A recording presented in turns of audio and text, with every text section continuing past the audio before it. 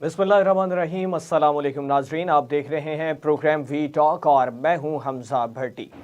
नाज़रीन, सियासी गहमा गहमी अरूज पर है। इंतखाबात के दिन करीब आते जा रहे हैं और इंतखाबात 8 फरवरी को है और इसी हवाले से सियासी जमातों ने और इनके साथ साथ मजहबी जमातों ने भी अपनी सियासी गर्मा गर्मी जो है उसको जारी किए रखा है। नवाज शरीफ साहब ने मरी में जलसे से खिताब किया और जब से वतन वापस आए नवाज शरीफ साहब और उनकी पूरी कंपेन जो है वो एक सवाल पर रुकी है। वो सवाल है, मुझे क्यों निकाला। और इसमें उन्होंने कहा कि बानी पीटीआई की नाअहली और सज़ा जो है वो कुदरत की तरफ से आई है। और बिलावल भुट्टो जरदारी साहब ने जो इसमें खदशा जाहिर कर दिया है, उन्होंने कहा कि नून लीग की जो है हुकूमत के साथ निगरान हुकूमत और इंतज़ामिया नून लीग के साथ इनके हक में जानिबदार दिखाई दे रही है। उन्होंने कहा कि जो निगरान वज़ीर आज़म थे उनका नाम शहबाज शरीफ साहब ने और राजा रियाज साहब ने मुतफ़िका तौर पर जो सजेस्ट किया और अब वो दोनों नून लीग में हैं। और इसमें नैयर बुखारी साहब ने भी कहा कि नून लीग जो है वो इंतज़ामिया उनके साथ है, तहफ़्फ़ुज़ात का इजहार जो है वो किया जा रहा है। और इसमें बिलावल भुट्टो जरदारी साहब ने कहा कि जो 9 मई के वाक़यात थे वो बिल्कुल सियासत के दायरे में नहीं थे। सियासी जमातों को अपना दायरा कार जो है वो मुंतखब करना होगा कि सियासत में ही उनको रखा जाए। और इसमें नैयर बुखारी साहब ने भी यहाँ पे कहा कि पहली मिसाके जमहूरियत को ख़त्म किया था नवाज शरीफ साहब ने खुद, जब ये काला कोट पहनकर सुप्रीम कोर्ट में दाखिल हो गए थे। और इसमें उन्होंने कहा कि इलेक्शन के हवाले से कुछ तहफ़्फ़ुज़ात का इज़हार करते हुए उन्होंने कहा कि इलेक्शन कमीशन जो है वो किस तरह से इन इंतखाबात को जो है वो गैर मुतनाज़ बनाता है। इलेक्शन से दीगर सियासी जमातें जो हैं वो भी तहफ़्फ़ुज़ात का इज़हार कर रही हैं, जिसमें लतीफ़ खोसा साहब पाकिस्तान तहरीक इंसाफ की नुमाइंदगी कर रहे हैं। और एन 127 में कुछ मामला सामने आए, देखने को मिले, जिसमें अता तारड़ साहब और पीपल्स पार्टी की जानिब पे एक दूसरे पे जो है वो लफ्जी गोलाबारी भी जारी है। और इसी हवाले से इलेक्शन कमीशन की जानिब से नोटिस भी जारी किए गए पाकिस्तान मुस्लिम लीग नवाज के उम्मीदवार अता तारड़ साहब को और पाकिस्तान पीपल्स पार्टी के उम्मीदवार को भी। और इसमें मुबैना तौर पे वीडियो भी सामने आई जिसमें खरीदो फरोख्त का कोई अमल जो था वो जारी था। तो इन तमाम तर तफसीलात के हवाले से हमें ज्वाइन किया है हमारे एक्सपर्ट पैनल में। हमारे साथ मौजूद हैं रज़ा सैयद साहब, वारिस रज़ा साहब और सफ़ीना खान साहबा, और हमारे साथ आयशा नुमान भी हमारे साथ यहाँ पे मौजूद होंगी। अस्सलाम वालेकुम। रज़ा सैयद साहब, सर आपकी तरफ आऊँगा। नवाज शरीफ साहब जब से पाकिस्तान वापस लौटे हैं तब से उनकी जो सियासी कैंपेन है वो एक ही सवाल पे है और वो सवाल ये है कि मुझे क्यों निकाला। तो क्या इंतखाबात जीतने के बाद नवाज शरीफ साहब ये सवाल के जवाब की खोज में इस चीज़ को जो है वो पढ़ेंगे? जी बहुत शुक्रिया। नवाज शरीफ साहब का चौथा मुमकिन टेन्योर होगा पार्लियामेंट में as a leader of the house, जो कि प्रिडिक्ट किया जा रहा है। नवाज शरीफ साहब को 2017 में जब एक अदालती कार्रवाई के तहत उनको वजारत उज़्मा से हटाया गया था, तो उस वक्त से उनका ये बयानिया है कि मुझे क्यों निकाला।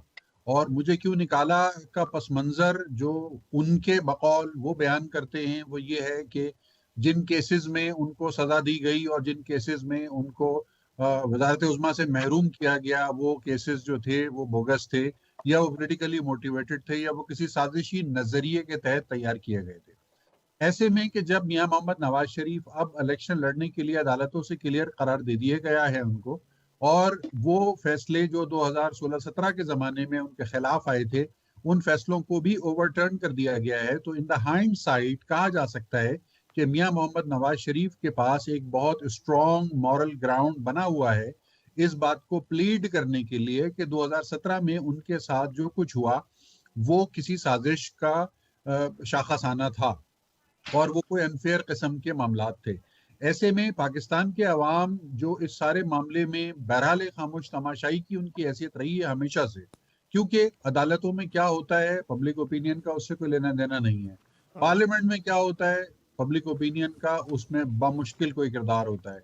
और इसी तरह जो गैर मुंतखब ताकतवर हल्के हैं इस मुल्क के, उनकी जो फैसला साजी है और उनकी जो सोच है वो भी पब्लिक ओपिनियन से कुछ खास मोटिवेट नहीं होती। तो ऐसे में कहा जाए तो गलत ना होगा कि पब्लिक जो है वो एक खामोश तमाशाई है सारे मामले की। इख्तिदार की गुलाम गर्दिशों में पैदा की जाने वाली साजिशों का जो रद्द-ए-अमल होता है वो अवाम के सामने खबर की शक्ल में सामने आता है, और अवाम फिर उसके ऊपर अपना रवैया जो रखते हैं वो उनकी पसंद और नापसंद और उनकी ओरिएंटेशन और उनकी पॉलिटिकल अवेयरनेस के ऊपर बेस करता है उनका रद्द-ए-अमल और रिएक्शन।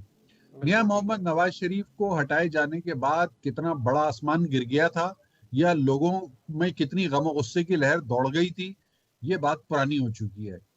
परसों 8 फरवरी को जो इलेक्शन है, इसके अंदर जो लोग वोट डालने के लिए जाएंगे, हम भी जाएंगे और आप भी जाएंगे, लेकिन जो लोग वोट डालने के लिए जाएंगे उनके सामने मतमे नजर क्या है? उनको आज की तारीख का जो मजलूम है वो ज्यादा याद रहेगा बामुकाबले उस मजलूम के जो 8 साल पहले मजलूम हुआ था। बिल्कुल क्यों? ठीक है। पाकिस्तान के अवाम बदकिस्मती से मजलूमियत का जो बयानिया है वो बिक जाता है इनके आगे। इनके आगे कोई अपने आप को मजलूम बना के पेश कर दे तो ये फौरन उसके आंसू पोंछने के लिए, फौरन उसकी दादरसी करने के लिए आमादा हो जाते हैं और अपनी जेब से अपना वोट निकाल के उसको दे देते हैं। तो मजलूमियत के ऊपर ही अगर वोट का फैसला होना है तो माफ कीजिएगा, आज की तारीख में जो ताजा तरीन मजलूम है वो नवाज शरीफ नहीं है। कौन है ताजा तरीन मजलूम? नाम लेने की जरूरत नहीं है। उनके नुमाइंदे उनकी मजलूमियत को बैंगन, तुरई, टमाटर, टिंडे वगैरह वगैरह के निशान के साथ लेकर 8 फरवरी के इलेक्शन में लोगों से वोट मांगने जा रहे हैं। और उर्फ आम में बहुत बड़ी तादाद है लोगों की जो ये समझती है कि उनको आज के मजलूम का साथ देना चाहिए। तो अब वो अगर आज के मजलूम का साथ देते हैं और आज के मजलूम को वोट देते हैं तो फिर किसी हल्के से भिंडी जीतेगी, किसी हल्के से टमाटर जीतेगा, किसी हल्के से बैंगन जीत जाएगा या सीढ़ी जीत जाएगी। तो देखना यह है कि मियां मोहम्मद नवाज शरीफ 8 साल पुरानी मजलूमियत को ज्यादा मौसर तरीके से आवाम से मनवाने में कामयाब होते हैं, या वो साहब जो आजकल जेल में हैं वो अपनी मजलूमियत को ज्यादा बेहतर तौर पर कैश कराने में कामयाब होते हैं।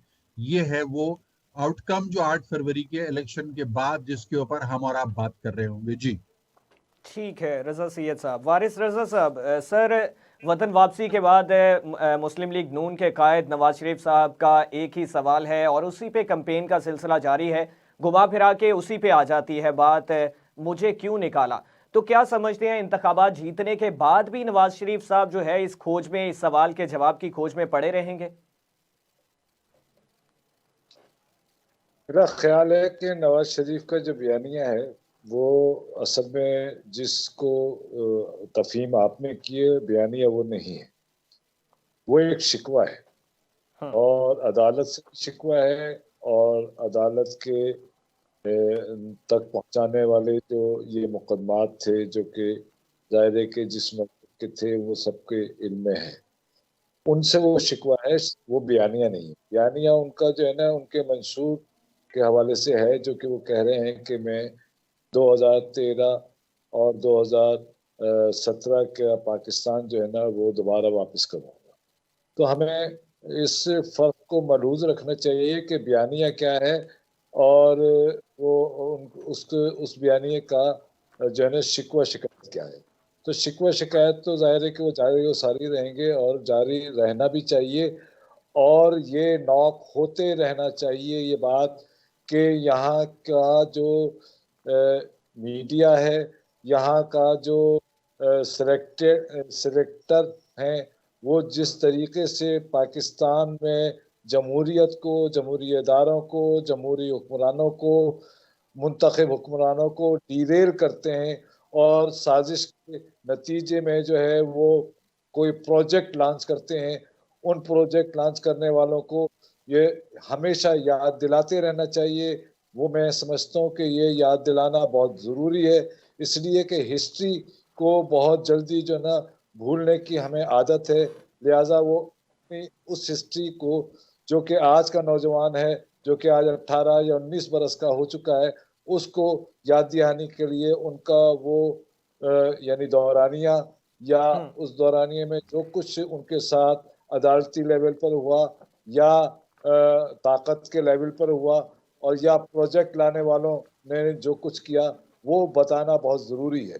अच्छा इसलिए वारिस कि वो रजा अगर साहब, सर जैसे आपने कहा कि शिकवा और बयानिया, एक तो ये चीज़ है कि अगर ये शिकवा है तो ये शिकवा अब तक ख़त्म नहीं हुआ। जिस तरह से वो तमाम तर जो अमल, तमाम तर आपने अभी जो जिक्र कर रहे थे कि किस तरह से निकाला गया तो वापस भी आ गए हैं, और दीगर सियासी जमातें भी और अवाम भी ये चीज़ देख रही हैं कि किस तरह से जो है वो दोबारा से एक सहरा से जाके बिठाया जा रहा है। तो शिकवा तो ख़त्म हो जाना चाहिए, और मंशूर अगर है तो फिर हर जलसे में या हर जलसे के आगाज़ में एक ही शिकवा यही रखना मंशूर पे तो बात नहीं की जा रही। आप मुझे ये बताइए कि 79 में भुट्टो साहब हैंग हुए थे, हम्म। भुट्टो साहब को फांसी दी गई थी। आज तक पीपुल्स पार्टी जो है वो रोती और गाती चली जा रही है उसके नाम पर, और शिकवे शिकायत के नाम पर कि हमारे साथ इंसाफ नहीं हुआ, हमारे साथ ये नहीं हुआ, हमारे साथ वो नहीं हुआ। 79 से हम्म। वो ये कुछ कर रही है और आज तक कर रही है, आज भी बिलावल कर रहे हैं, उनकी तीसरी नस्ल ये काम कर रही है। तो इस पर तो आपको कोई एतराज नहीं है। बात यह है कि मेरी बात सुनिए हमजा साहब, कि सर हिस्ट्री को बार बार रिपीट करना बहुत जरूरी इसलिए होता है कि हिस्ट्री में जो कुछ ऑड किस्म के इक़दाम होते हैं जो कि जमहूरियत को डीरेल करते हैं, जमहूरियतदारों को पामाल करते हैं, अवाम के साथ खिलवाड़ करते हैं, उन अफराद को, उन कुव्वतों को अवाम के सामने लाते रहना बहुत जरूरी है।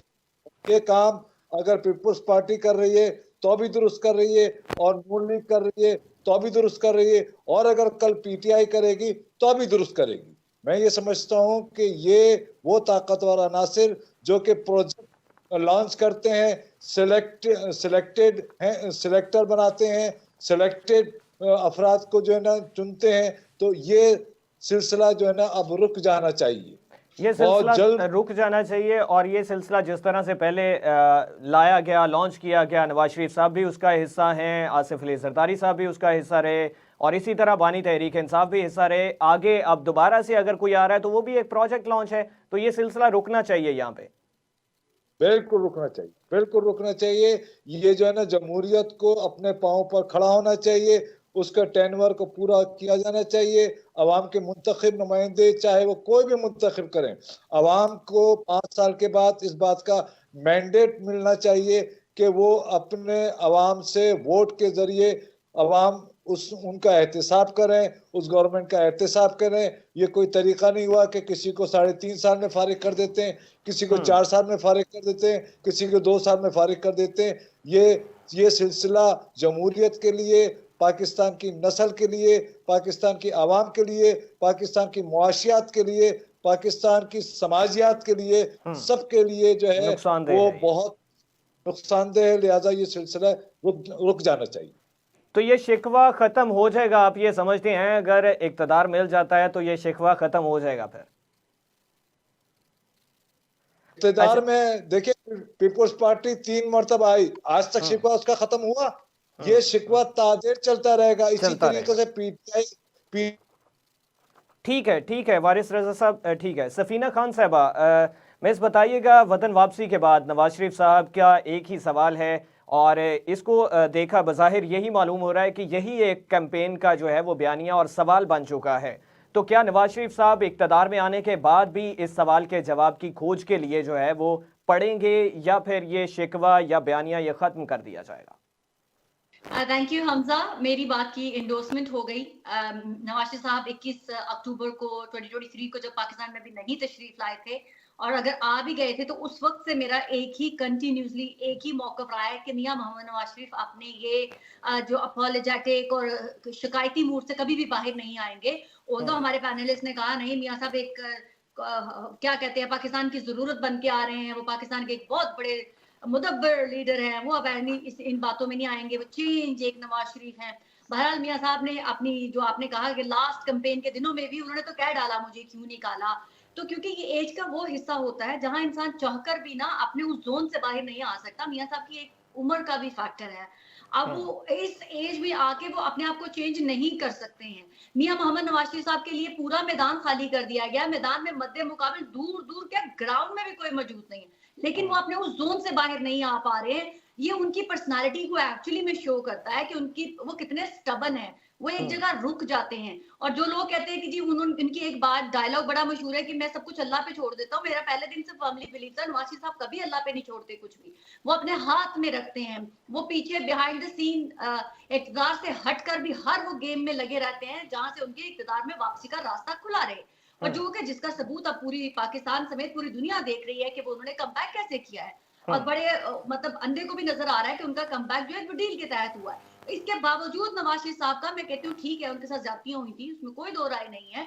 जिस तरह से अभी भुट्टो साहब के साथ भी ज्यादतियां हुई थी, मोहतरमा बेनजीर भुट्टो शहादत हो गई, और अभी इमरान खान साहब के साथ भी ज्यादतियां हो रही हैं। मुझे शिकायत सिर्फ ये होती है कि यह सियासतदान अपने मफादात अपनी नाक से आगे नहीं देख पाते हैं।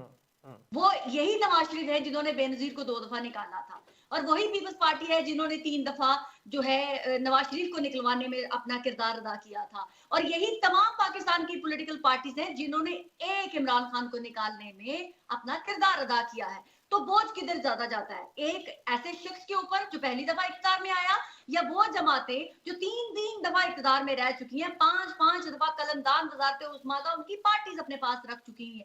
तो उस वक्त मेरा बर्डन, मेरी सवालिया निशानात के जो दायरे में आएंगे वो नवाज शरीफ आएंगे, वो पीपल्स पार्टी आएगी, क्योंकि एक शख्स तो पहली दफा इक़्तिदार में आया है, उसने तो आपको बार बार नहीं गिराया था, आप लोग एक दूसरे को बार बार गिराते रहे, और आप लोग बार बार जमहूरियत के लिए पता नहीं कौन कौन से चार्टर ऑफ डेमोक्रेसी साइन करते रहे, इसके बावजूद आप बिट्रे करते रहे हैं एक दूसरे को। तो इसीलिए मेरी तनकीद का निशाना ज्यादा ये पॉलिटिकल लीडरान बनते हैं। इमरान खान को मैं इसलिए कम स्पेस में क्रिटिसाइज करती हूँ, अगर वो दोबारा आके यही हरकतें करेंगे तो उनके ऊपर भी उसी तरह से लैश आउट होगा जिस तरह से ये लोग पुराने करते धरते खंग जिसको बोलते हैं पंजाबी में हो चुके हुए हैं सियासतदान, और फिर अपनी बातों से ये निकलते नहीं है। बार बार इनको इक़्तिदार में आना है, बस मुझे इक़्तिदार में ले आओ और बाकी सब ठीक है, वरना वो उधर ही अटके हुए हैं। भाई एक शख्स, ऐसा शख्स जिसको पूरा पाकिस्तान हेड गो करके बैठा हुआ है, तमाम इदारे उनके नीचे आंखें बिछाए लेटे हुए हैं, इसके बावजूद मियां साहब अगर शिकायत कर रहे हैं। और यहाँ मैं एक सवाल छोड़े जाती हूँ मियां साहब के लिए, आप समेत सबके, अगर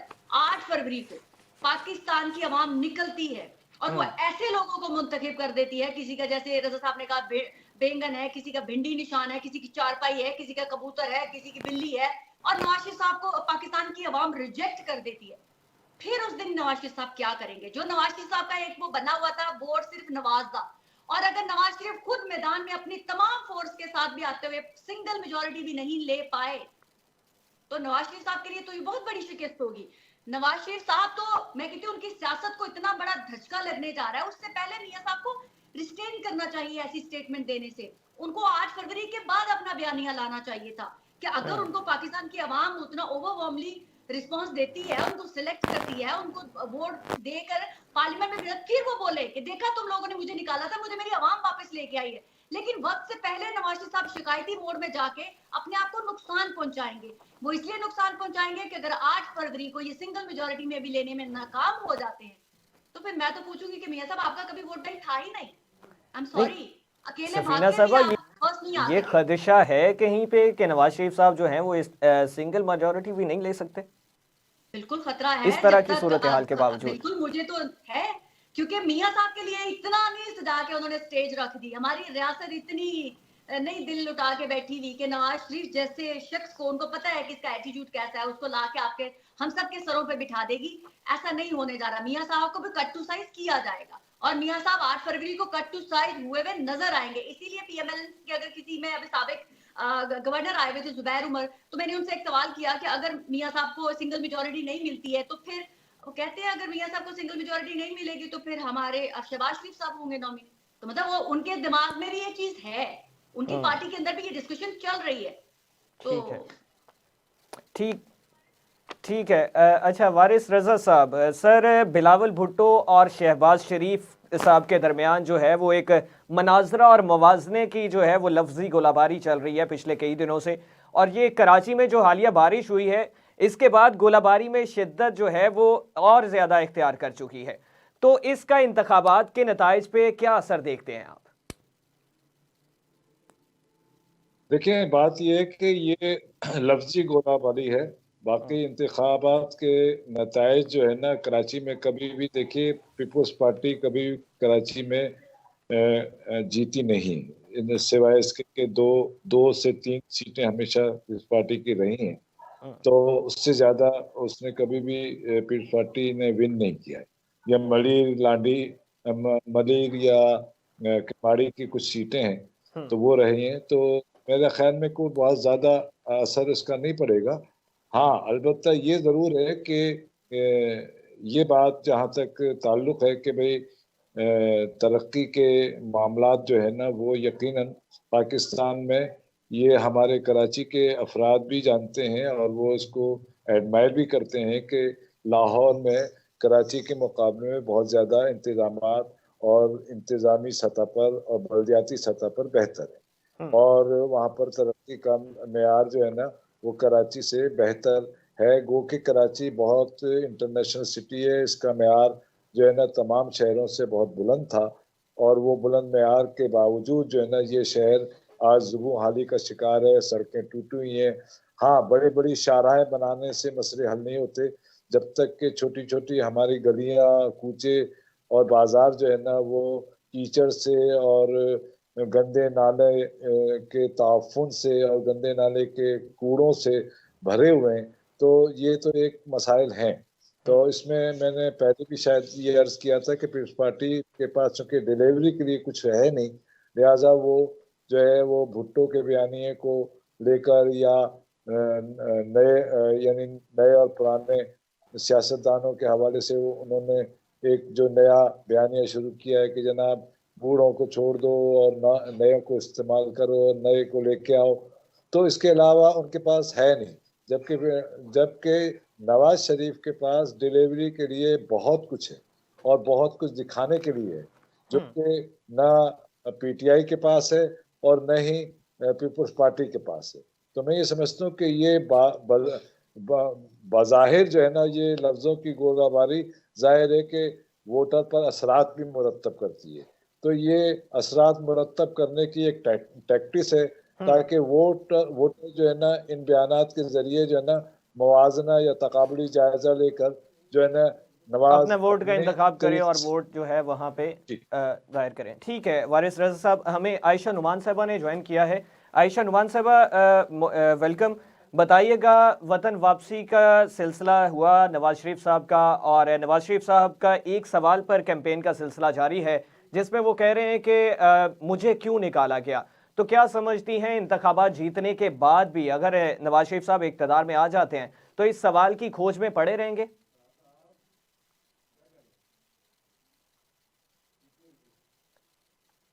आयशा नुमान साहबा, आपको आवाज आ रही है?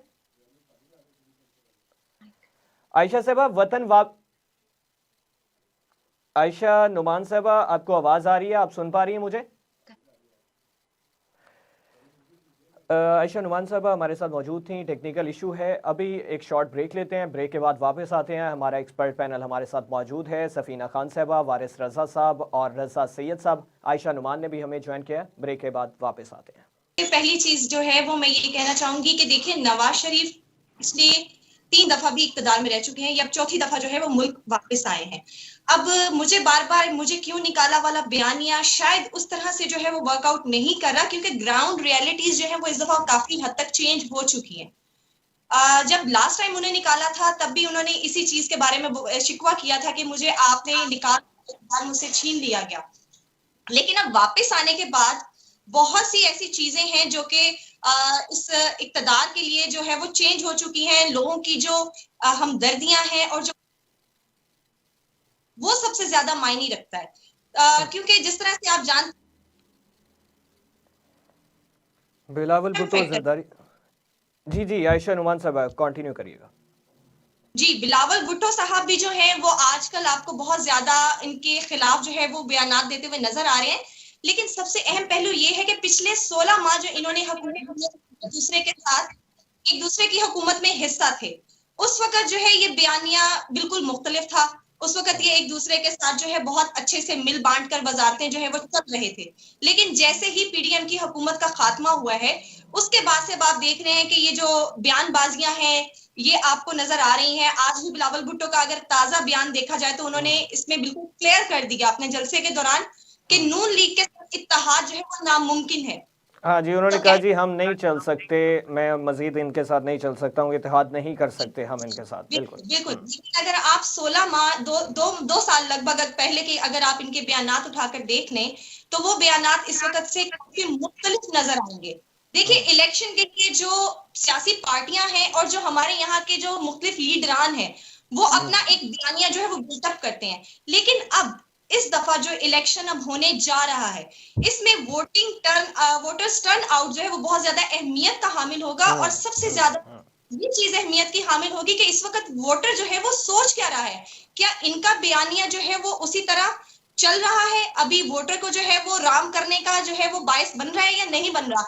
लेकिन अगर हम जाते हैं सर्वे जो अभी कंडक्ट हो रहे हैं कराची की अगर मैं बात करूं और जिस तरह से मेरी लोगों से बातचीत हुई है उसमें जरा मुझे थोड़ा सा इस दफा नून लीग की जो रुझान है वो कदरे कम नजर आ रहा है।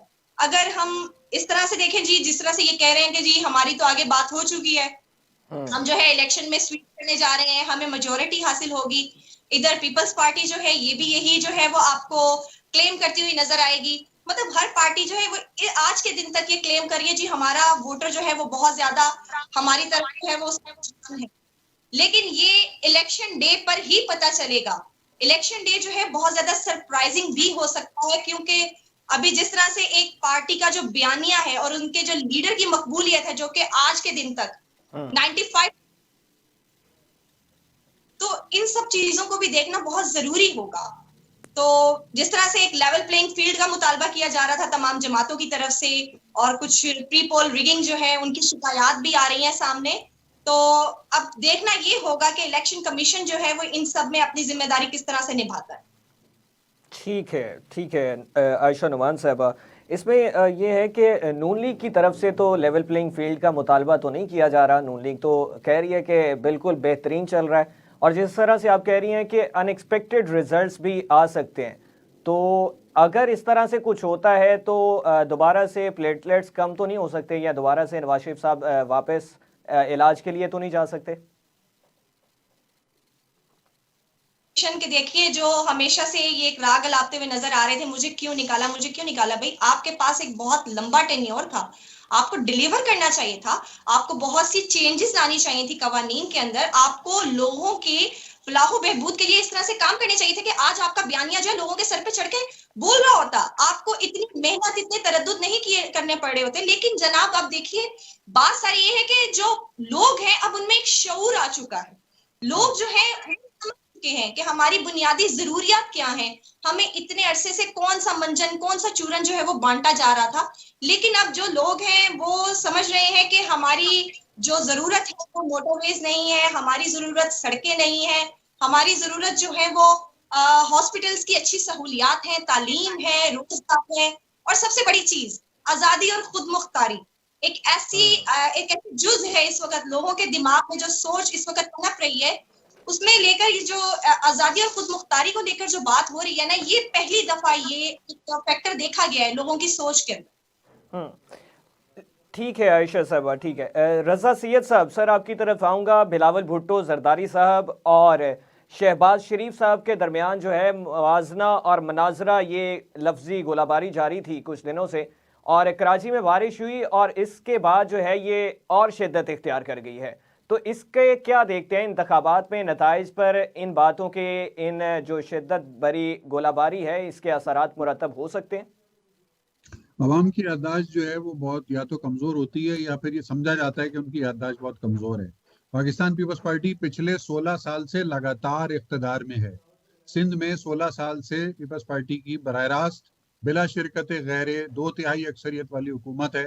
18वीं आईनी तरमीम के बाद हर किस्म का इख्तियार उनके पास मौजूद है। मेरा ख्याल है बस करेंसी नहीं छाप सकते वो अपनी और झंडा लग नहीं बना सकते, बाकी हर चीज का इख्तियार उनके पास है। फाइनेंशियल, एडमिनिस्ट्रेटिव, पॉलिटिकल, लेजिस्लेटिव, हर चीज उनके कंट्रोल में है। उसके बावजूद हैरत है कि वो किस तरह से आके लोगों के सामने इस तरह से बातें कर रहे होते हैं कि जैसे वो किसी ऐसे मुल्क से आए हैं कि जहां पर उनकी कभी हुकूमत ही नहीं बनी, और लोग भी उनकी बात सुन लेते हैं और उनसे पलट के सवाल नहीं पूछते कि इन 16 साल में एक बच्चा पैदा होकर मैट्रिक पास कर लेता है। 16 साल छोटा अरसा नहीं होता। बच्चा पैदा होने के बाद 16 साल की उम्र में मैट्रिक की सनद लेकर कॉलेज पहुंच चुका होता है। इतने अरसे से पीपल्स पार्टी की हुकूमत है, इतने अरसे से बिलावल साहब की ठीक है। सफीना साहबा आप इस पे कुछ कहेंगी? बिलावल भुट्टो जरदारी साहब, शहबाज शरीफ साहब, इनके दरमियान ये लफ्जी गोलाबारी पिछले कई रोज से जारी है, तो क्या कहेंगे इस हवाले से कि इसके इंतखाबात के नताइज पे कोई असरात मुरतब हो सकते हैं? वजह यह है कि पार्लियामान के अंदर एक होता है लीडर ऑफ द अपोजिशन, एक होता है लीडर ऑफ द हाउस। तो अभी जो बड़ा लीडर है वो तो जेल में बंद है, इसका मतलब है कि ना वो लीडर ऑफ द हाउस बन सकता है ना वो लीडर ऑफ अपोजिशन बन सकता है। तो अगर मियां साहिबान के हिस्से में लीडर ऑफ द हाउस की टाइटल आएगा तो फिर लीडर ऑफ द अपोजिशन की जो बंदर बांट है ना वो भी तो किसी के पास जानी है। और लीडर ऑफ द अपोजिशन जो होता है मुका वाली पार्लियामेंट के अंदर लीडर ऑफ द अपोजिशन जो है वो भी फेडरल मिनिस्टर के बराबर पर्क्स एंड बेनिफिट्स को एंजॉय करता है। तो क्या मालूम किसकी नजर लीडर ऑफ द अपोजिशन के टाइटल के ऊपर है। अब लीडर ऑफ द अच्छा अपोजिशन अगर बनना है तो अदाकारी। रजा साहब, इसमें अपोजिशन में अगर ये कुछ पार्टियां मिलकर आती हैं और नवाज शरीफ साहब जो हैं वो इक़्तिदार के इस तख्त पे बैठे होते हैं, तो क्या समझते हैं कि ये हुकूमत, ये इक़्तिदार कितने महीने तक चलेगा? अगर अगर नून लीग का वजीर आजम बनेगा तो पीपल्स पार्टी का लीडर ऑफ द अपोजिशन बनता हुआ नजर आ रहा है मुझे। ये सारी जो एफर्ट है, ये सारी ऑप्टिक्स बन रही है एक दूसरे के खिलाफ बयानबाजी की। इसका मकसद ही यही है कि पार्लियामेंट के अंदर दोनों बड़ी कुर्सियों पर अपना ही कब्जा होना चाहिए। ये अंदर तय हो चुका है किसी जगह पे, इसकी इम्प्लीमेंटेशन होना बाकी है। अवाम का क्या है, अवाम तो जो सुनते हैं उस पर यकीन कर लेते हैं, ज्यादा बाकी कसर हम लोग पूरी कर देते हैं तज्जिए करके। किसी न किसी एंगल से हम लोगों को वही बातें उनके जहनों में बिठा रहे होते हैं कि जो लीडर साहिबान जो है वो पोडियम पे खड़े होकर जिसकी तकरीर करते हैं।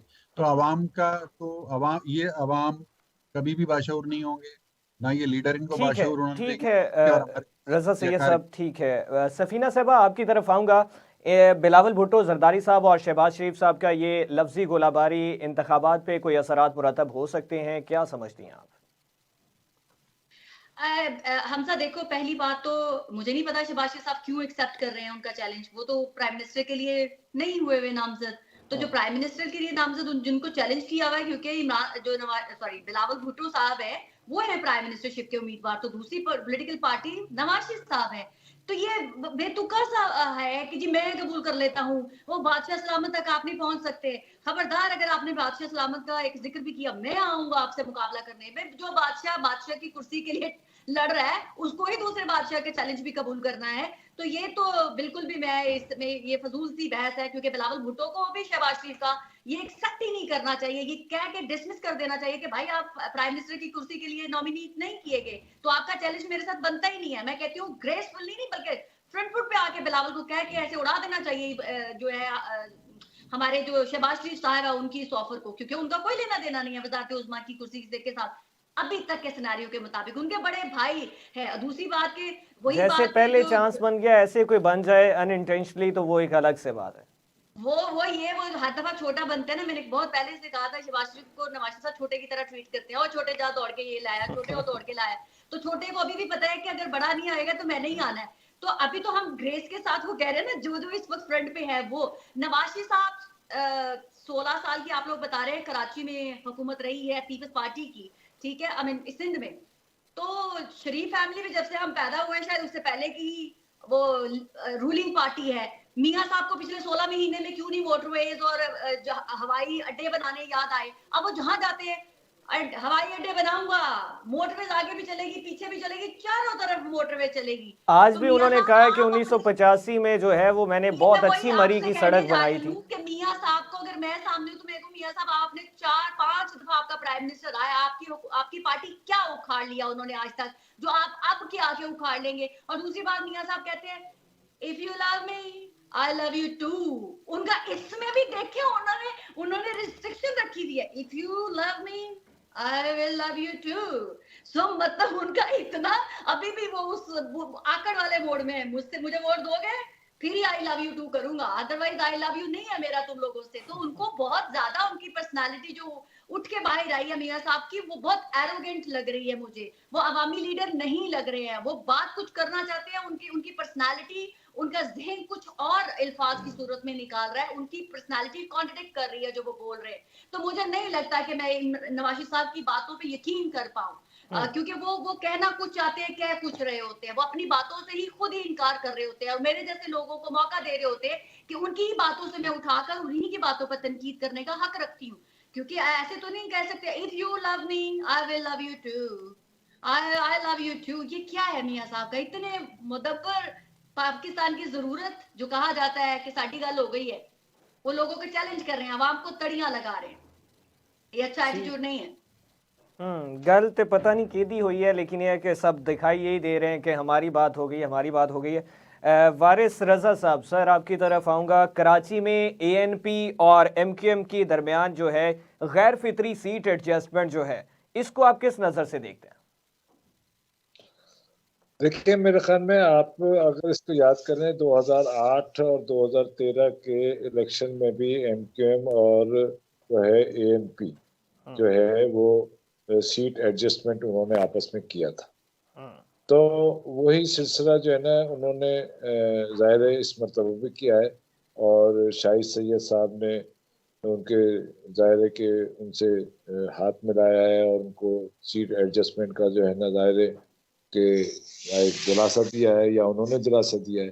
तो ये उनका 2008 से चल रहा है, जब से पीपल्स पार्टी की हुकूमत थी और उसके बाद ANP की जब नवाज की हुकूमत आई उसमें भी उनका इत्तेहाद चल रहा।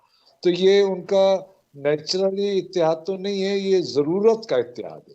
देखिए, पाकिस्तान कराची में जो कराची की आबादी है उसमें हमारे पख्तून भाइयों का बहुत बड़ा एक हिस्सा है, ठीक है, और उस हिस्से को रिप्रेजेंट करते हैं ANP वाले। तो इस वजह से MQM जो है ना उनसे फितरी इत्तेहाद के हवाला मैं तो नहीं कहूँगा, लेकिन ज़रूरत का इत्तेहाद के हवाले से जो है ना उनके साथ जाके जुड़ती है।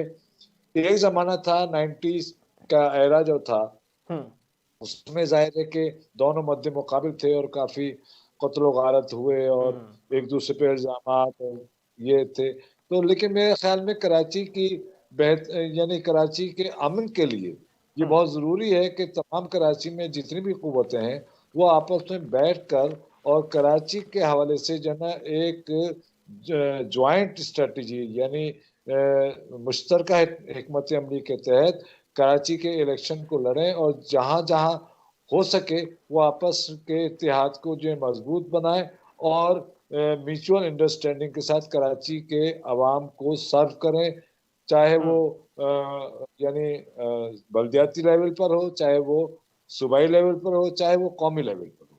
तो मैं ये समझता हूँ कि ये एक अच्छी बात है कि ANP और MQM का इत्तेहाद। हाँ, अब एक फर्क पड़ सकता है।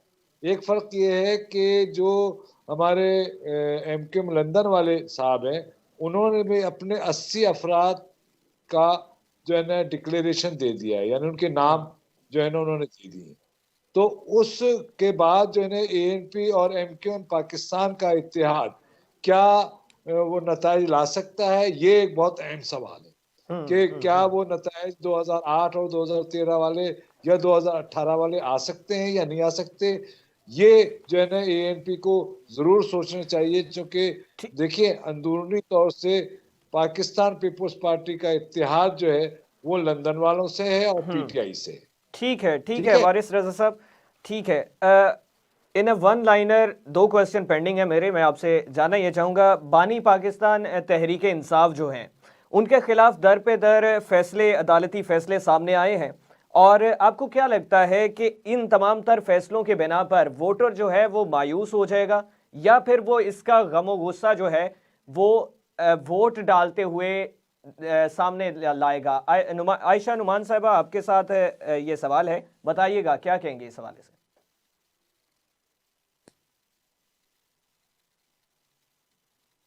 आयशा साहबा, आपकी आवाज नहीं आ रही।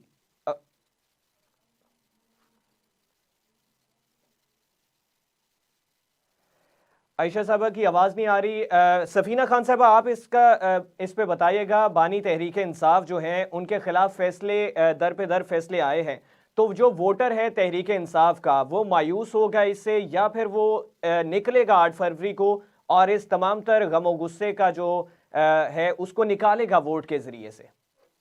हमसा अभी तो फिलहाल यही लग रहा है कि इमरान खान साहब को कोई रिलीफ नियर फ्यूचर तक नहीं मिलेगा, लेकिन अगर ये तमाम फैसले पाकिस्तान की दूसरी कोर्ट्स में जाते हैं तो डेफिनेटली मुझे इमरान खान साहब को रिलीफ मिलने के चांसेस नजर आते हैं, जिसका एक इजहार जो हमारे जो जस्टिस अतर मिनल्ला हैं वो लंदन में आए हुए थे, लंदन स्कूल ऑफ इकोनॉमिक्स में, तो वहाँ कॉन्फ्रेंस थी, तो वहां पर जब उनसे सवाल पूछा गया तो उन्होंने कहा कि आप लोग मुझे मेरे फैसलों से जज कीजिएगा, क्योंकि किसी वहां पर मौजूद नौजवान ने जब उनसे सवालात किए तो उन्होंने इसका रिएक्शन दिया कि मैं जो हमारी जुडिशरी कर रही है मैं उसका दिफा भी नहीं करूंगा। उन्होंने इस तक हद तक जाकर बातें की हैं। मुझे फ्यूचर में इमरान खान साहब को रिलीफ मिलता हुआ नजर आ रहा है अगर उनके जो केसेस हैं वो तो अगर राइट जजेस वोटर्स के पास वोटर्स जाते जो हैं। हैं, वोटर्स निकलेंगे गमो गुस्सा वोट के जरिए या मायूस होंगे? Just in a word Safina Khan साहब हमारे साथ।